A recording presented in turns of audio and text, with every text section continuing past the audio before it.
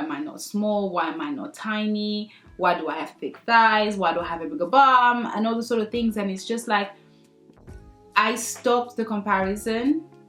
So in terms of what will I tell a 12-year-old, I would tell a 12-year-old not to worry about these things. A couple of years ago, you had to be this skinny to be beautiful. Like having a bum back in the day was looked down on. Now people are going to freaking Turkey, to wherever, Dominican Republic, to get a bum.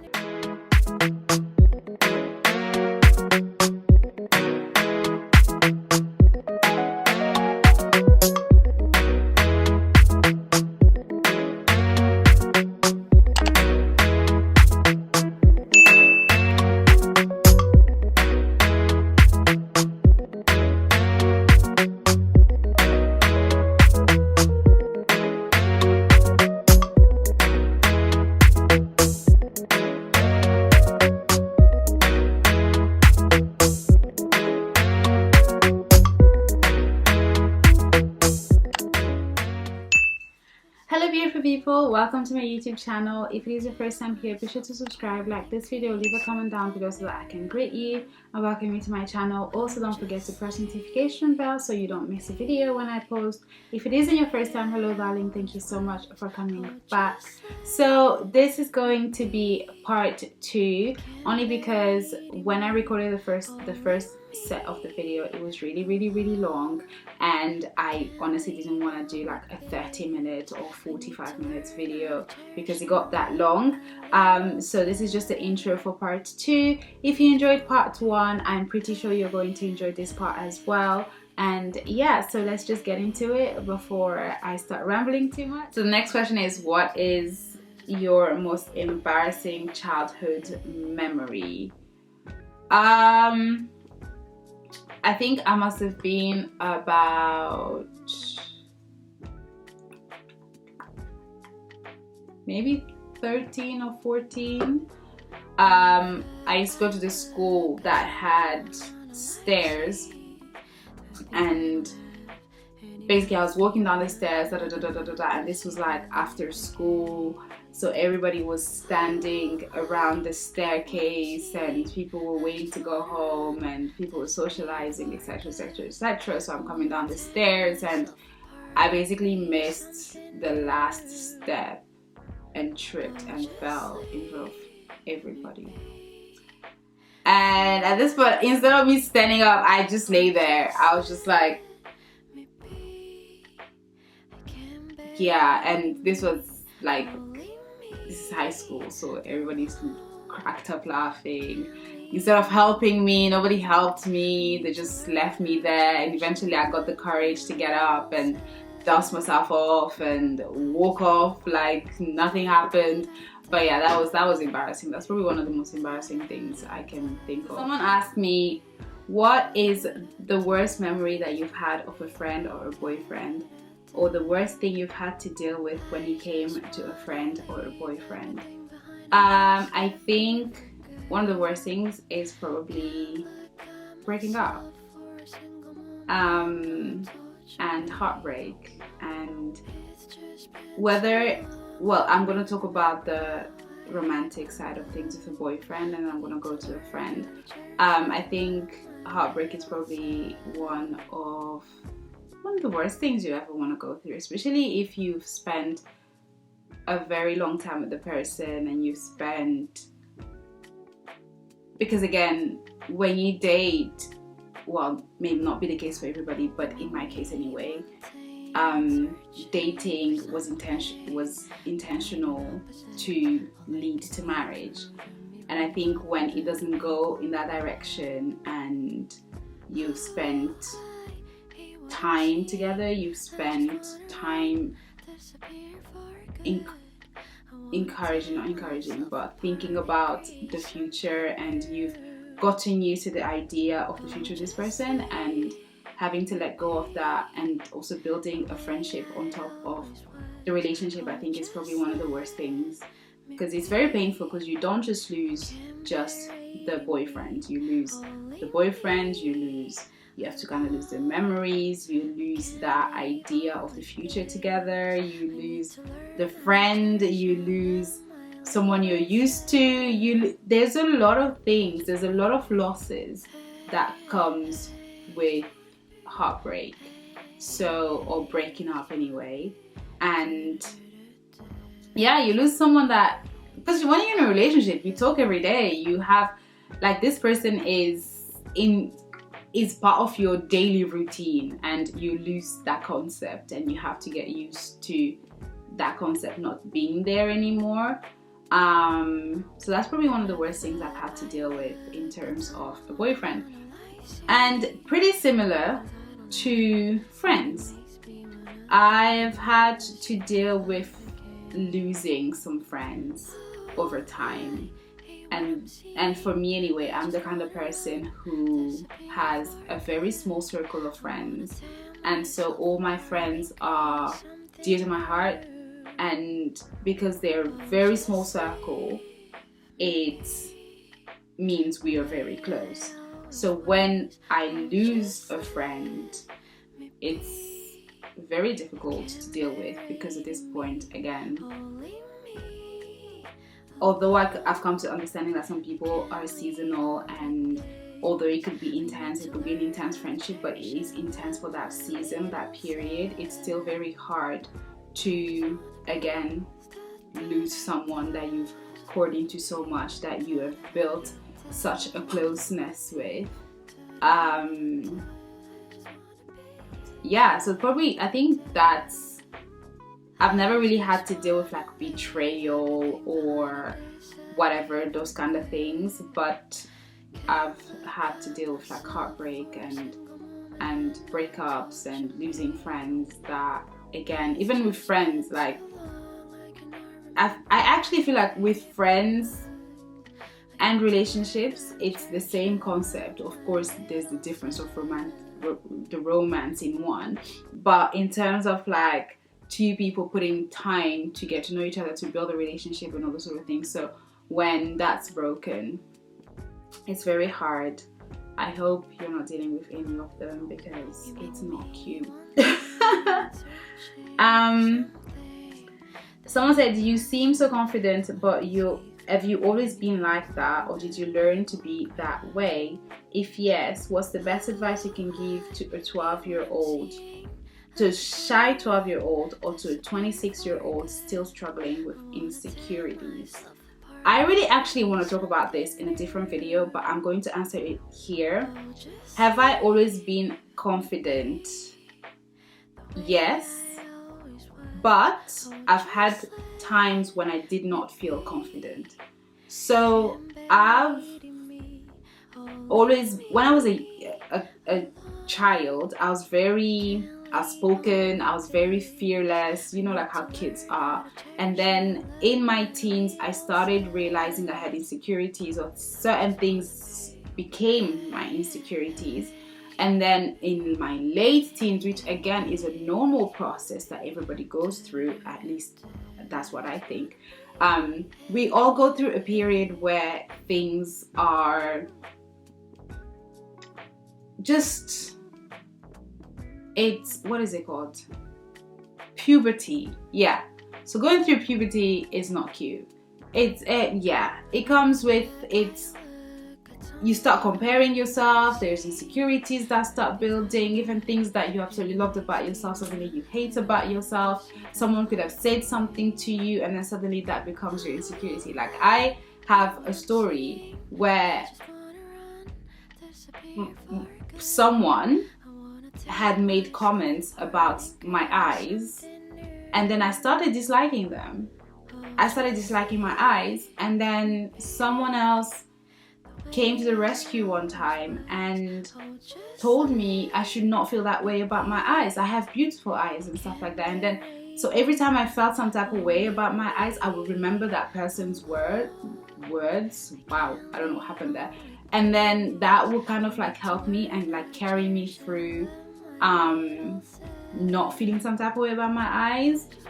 Even my height at some point was kind of like, because I used to be like the tallest in my class most of the time, and then that sort of, I started loving the fact that I was a tall girl. So my confidence has had moments where it wasn't there, and even now, like, as much as I've worked hard to feel confident, there are days when I wake up and I'm kind of like da, da, da, da, da. But I have done something that maybe has helped. I've changed my mindset. Because like I said, I had moments where I would compare myself to other girls. Why am I not small? Why am I not tiny? Why do I have thick thighs? Why do I have a bigger bum? And all those sort of things. And it's just like, I stopped the comparison. And when I stopped the comparison and I started speaking to myself in different ways, instead of tearing myself down, I started speaking to myself in a way that I felt uplifted and I felt empowered and I felt loved, and that increased how I felt about that increased the way I felt about myself positively. So yeah, so in terms of what will I tell a 12-year-old, I would tell a 12-year-old not to worry about these things and not to dive into them too deeply and to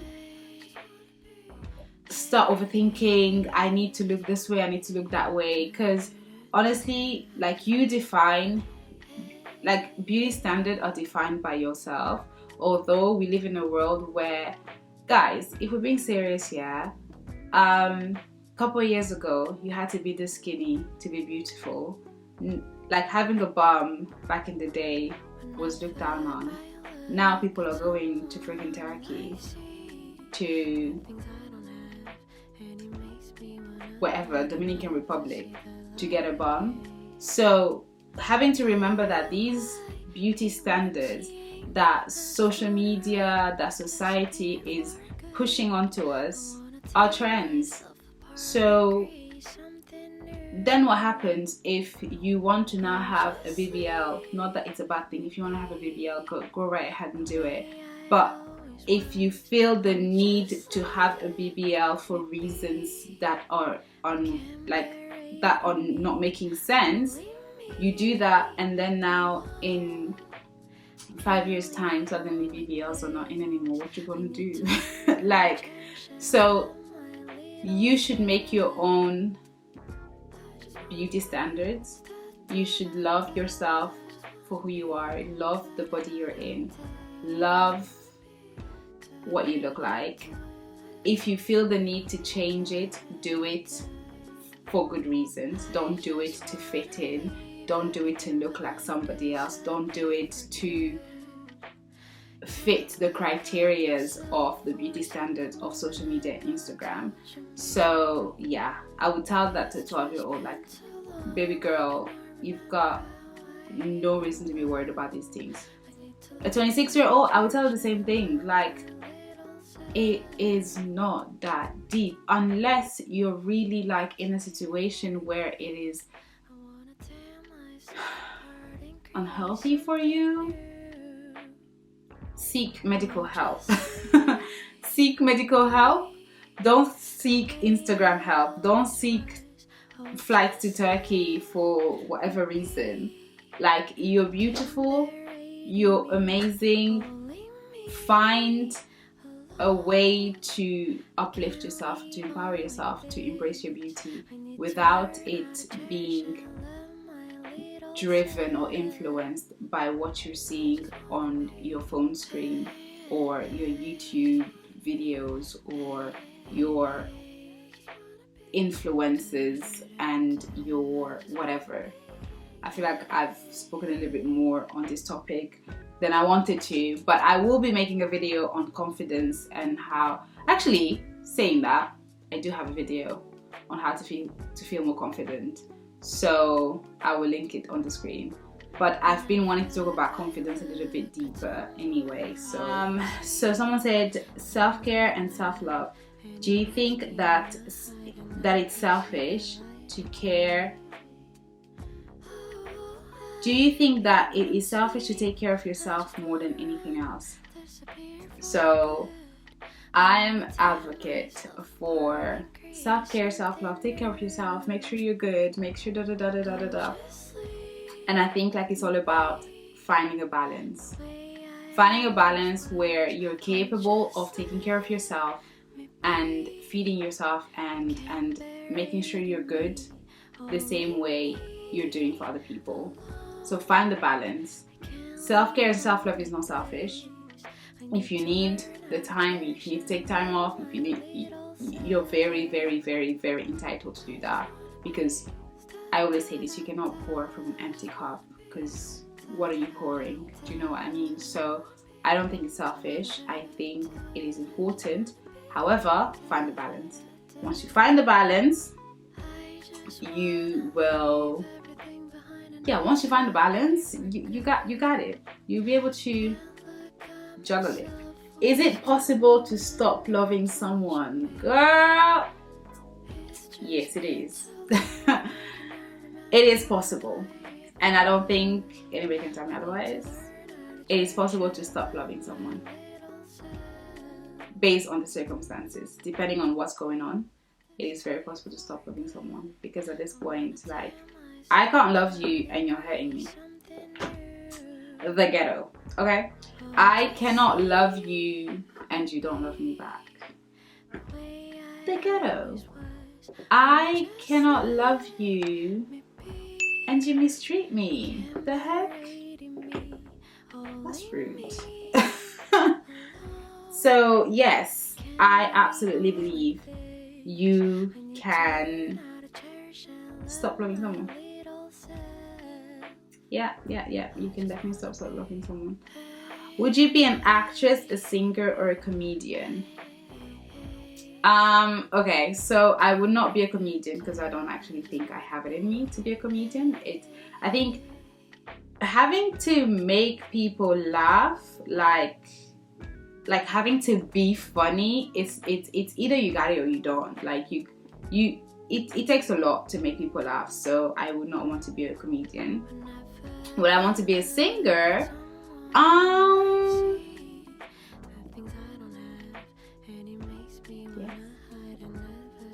Now, between a singer and an actress, I'd rather be an actress.